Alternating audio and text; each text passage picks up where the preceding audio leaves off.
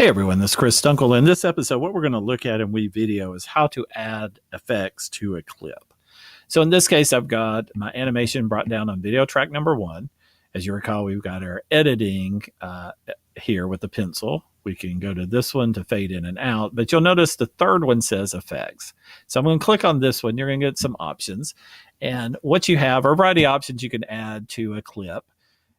And it's going to add it to the entire clip. So if you only want it in part, for instance, if you only wanted it during this one section that's kind of yellow from here to here, what you would need to do is, as we talked about before, you kind of get your timeline marker where you want it, hit your cutting tool, go to where you want it to end, hit your cutting tool again,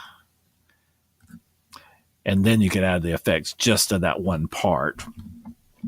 But let's just go in here and let me show you what they do. When you go into effects, you can have it sharpen. So maybe if it's a little bit blurry, sharpen sometimes helps.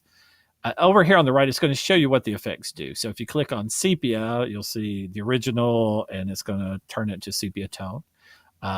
Notice that what's happened here is it put check marks on it, so you can layer these effects on top of each other. I'm going to uncheck them. If I go to black and white, you'll see, obviously, it makes it black and white. A vignette is going to darken the edges of it. Sometimes that's helpful, and it draws your attention more to the center of the screen. You can blur, and there might be a possibility or reason you want to do that. Dream is a good effect, especially for students that are doing projects, because oftentimes in their story, they're going to have a dream sequence. And so this is a really good way to kind of add that for that dream part of it. Just come in and add the dream effect. You can invert the colors, gives it kind of X-ray type of look. Scan lines is going to make it look like you're watching it on a monitor where like a video camera is recording the monitor. And image stabilization is just if you have shaky footage, it can potentially smooth that out a little bit. This is a beta item at the moment, so they're still kind of working on it. Haven't used that much, so I don't really know how well it does. But let's just play with one for a second. I'm going to add sepia.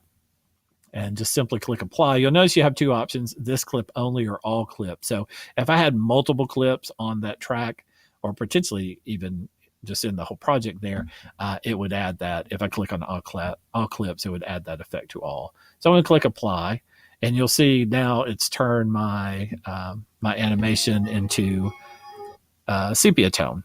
And so gives it that old-fashioned look there. So again, another very handy tool.